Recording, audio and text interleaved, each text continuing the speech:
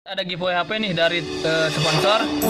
Yang ini ada giveaway HP Realme ya 3 Pro 4/64 dari channel Kang Jipjul ya. Nitipin giveaway-nya.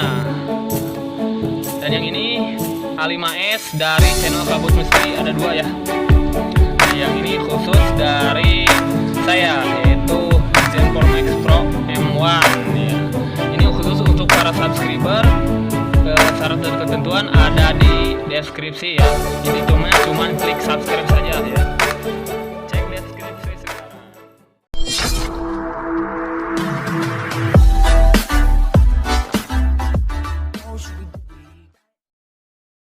Assalamualaikum warahmatullahi wabarakatuh. Kembali lagi bersama saya di channel Lucky SR, channel dimana tempatnya berbagi seputar kredit online, pinjol dan juga aplikasi online. Oke, di sini saya akan menjelaskan 5 hal soal fintech yang perlu kamu ketahui ya, biar nggak terjebak pinjol.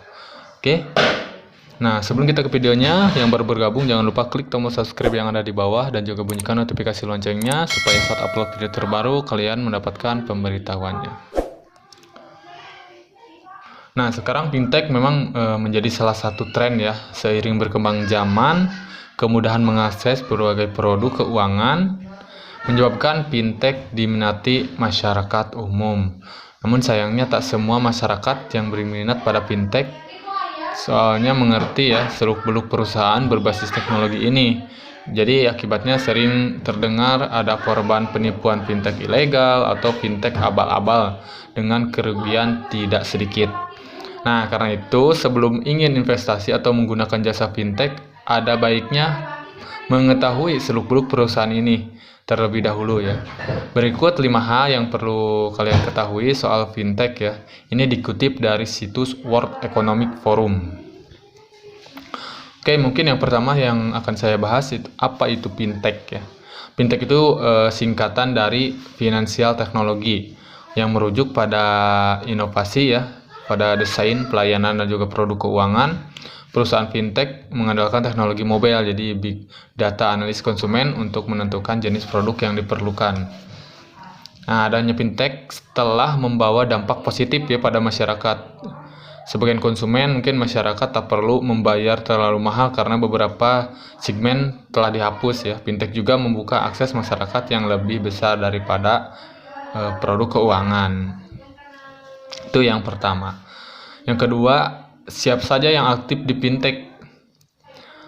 Perusahaan konvensional dan startup ya sama aktif dalam pengembangan fintech. Untuk startup biasanya tidak terlihat seperti bank ya atau perusahaan asuransi lainnya. Startup biasanya hanya menyediakan layanan tertentu dengan segmen konsumen yang telah tertarget. Nah, seperti bank konvensional, perusahaan asuransi dan lembaga keuangan lain sangat tertarik dengan fintech. Jadi konsep tersebut digabungkan dengan sistem yang telah ada untuk menjangkau lebih banyak kelompok masyarakat ya. Selain membuat fintech sendiri, lembaga finansial juga ada yang memilih berinvestasi pada fintech yang telah berdiri. Jadi seperti kita juga bisa juga berinvestasi ya di aplikasi fintech. Yang ketiga, bagaimana mengawasinya. Nah, fintech startup tidak beroperasi layaknya bank konvensional jadi atau perusahaan ya asuransi biasa, sehingga startup tidak bisa diawasi atau diberi beban seperti lembaga keuangan konvensional yang biasa. Di beberapa negara bentuk pengawasan yang tetap masih dipertimbangkan sebenarnya. Di Indonesia mungkin model pengawasan yang berkembang adalah sandbox atau regulator perusahaan yang bisa berkembang hingga mungkin batas tertentu sebelum diawasi melalui izin Bank Indonesia. Nah, batas tersebut adalah jika floating fund-nya ya mencapai 1 miliar atau menggunakan aktif mencapai 300.000 orang, jadi ke 300.000 orang akun. Nah, fintech sebetulnya bermanfaat juga, namun berisiko merugikan dengan sifat kontrak end user license agreements atau bisa disingkat EULA ya. Hal ini terjadi pada korban fintech abal-abal biasanya yang tidak membaca seluruh kontak sebelum memilih ya atau tidak biasanya. Selain pengawasan pada fintech, masyarakat juga disarankan mencari tahu perusahaan tersebut melalui situs otorisasi jasa keuangan atau OJK. Jadi kalau pinjam sebaiknya ya yang diawasi oleh OJK aja, yang terdaftar di OJK, jangan yang abal-abal atau ilegal. Nah, kalau yang keempat, jadi korban fintech apa masih harus bayar hutang? Nah, salah satu bentuk fintech populer di Indonesia adalah pinjaman online atau pinjol yang kita bahas ya, yang menyediakan kemudahan mendapatkan dana. Namun sayangnya konsumen kerap tidak membaca ketentuan terlebih dahulu atau mencari tahu fintech terkait. Kadang kalian itu langsung saja tidak membaca syarat dan ketentuannya ya. Dengan kondisi tersebut, warga menjadi korban pinjol karena bunga yang terlalu besar.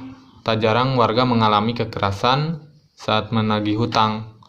Ya, dalam beberapa kasus mungkin pinjol ternyata ilegal atau abal-abal. Saat kondisi ini terjadi, apakah korban masih harus membayar hutang? Nah, memang di sini tidak mentolerir ya tindakan pelecehan, kekerasan yang dilakukan saat penagihan. Tapi peminjam ini harus bayar utang dulu. Jangan karena ilegal jadi tidak dibayar utangnya. Ya harus bayar. Itu sudah menurut kata ketua ya, Ketua Satgas Waspada Investasi. Nah, mungkin yang kelima, bagaimana memilih fintech yang aman. Pemerintah sampai saat ini memang terus mengawasi fintech peer-to-peer ya, lending yang menyediakan pinjaman online. Namun masyarakat juga harus bijak saat memilih pinjol. Nih, saya berikan tips untuk memilihnya, oke. Yang pertama, mengakses situs OJK untuk memastikan fintech pinjol tersebut legal. Jadi jangan sampai kalian memilih pinjol yang ilegal. Yang kedua, mungkin kalian harus memperhatikan ya kemampuan bayar. Kalian mampu bayar atau enggak saat nanti setelah meminjam.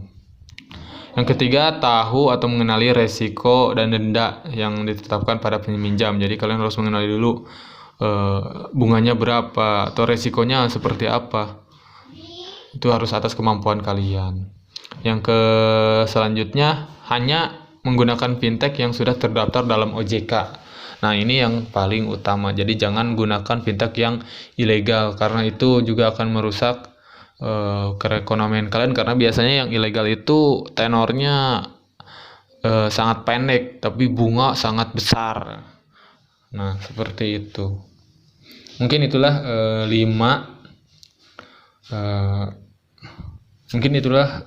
hal soal fintech ya yang perlu kamu ketahui biar nggak terjebak di aplikasi pinjol. Itu akan merugikan kalian sendiri sebenarnya, dari data, nama baik mungkin, dan juga pikiran kalian. Itu akan merugikan kalian semua. Mungkin itu saja dari saya. Semoga video ini bermanfaat. Terima kasih banyak yang selalu mendukung channel ini. Terima kasih banyak. Assalamualaikum warahmatullahi wabarakatuh.